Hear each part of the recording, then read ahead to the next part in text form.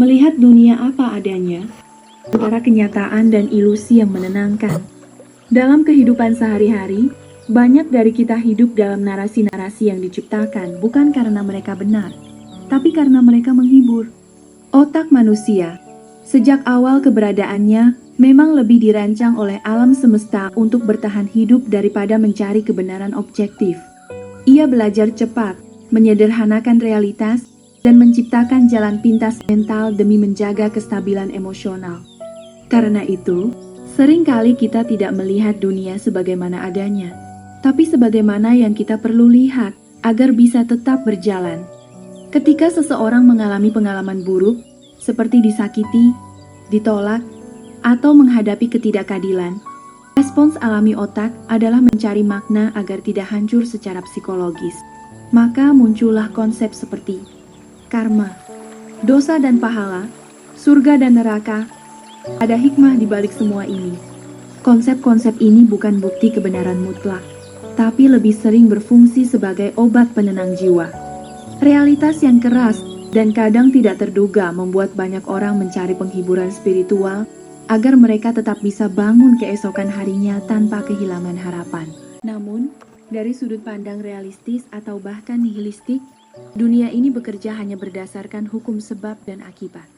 Jika seseorang menyakiti orang lain, maka ada potensi dibalas secara langsung oleh korban, dihukum oleh sistem hukum jika terbukti bersalah, atau tidak terjadi apa-apa jika ia cukup pintar, beruntung atau kuat. Tidak ada jaminan semesta akan menyeimbangkan semuanya. Tidak ada hukum moral kosmik yang otomatis menghukum yang jahat atau mengangkat yang baik. Alam semesta itu netral. Ia tidak mengenal hikmah, tidak peduli siapa yang menderita, dan tidak punya agenda keadilan. Ironisnya, di dunia seperti ini, kemampuan manusia untuk menciptakan makna adalah satu-satunya pelarian dari kekosongan eksistensial. Tapi kadang, makna yang kita ciptakan hanyalah ilusi untuk bertahan. Contoh nyata lainnya terlihat dari ungkapan populer seperti, "Uang bukan segalanya. Uang tidak bisa membeli kebahagiaan." Kalimat-kalimat ini sering diucapkan oleh mereka yang kekurangan uang, bukan karena mereka sudah menemukan kebenaran luhur, tetapi karena mereka berusaha berdamai dengan realitas keras bahwa mereka tidak bisa memiliki apa yang mereka butuhkan atau inginkan.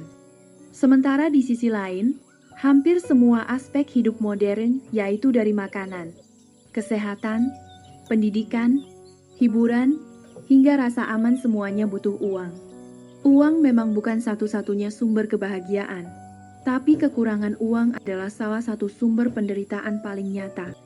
Maka, menyederhanakan hidup dan merendahkan peran uang seringkali hanyalah strategi bertahan, bukan filosofi hidup yang benar-benar bebas dari kebutuhan materi.